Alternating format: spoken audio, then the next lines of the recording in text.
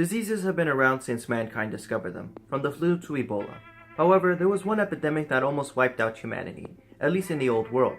This event became known as the Black Death. In Europe alone, almost 70 million people died from the plague. If a third of Europeans died from a disease that they had little to no immunity to, imagine the death rate in Asia or in the Middle East.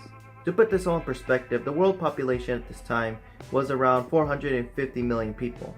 In total, about 125 million people died from the bubonic plague. That's more deaths than World War I and World War II combined. So you're probably wondering what caused the Black Plague, at least at this scale.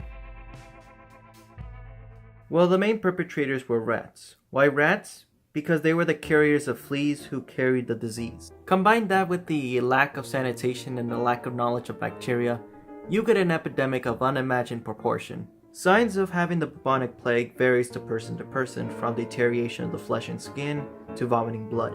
Unfortunately, those who contracted the disease, they were expected to die in about 2 to 7 days. And then came the plague doctors. The plague doctors were public servants that dedicated themselves into combating the plague. Their methods were interesting, to say the least. From bloodletting, which is basically giving the infected person cuts, to giving them leeches. Overall, the Black Death killed millions of people, ending the medieval ages and brought forth the Renaissance.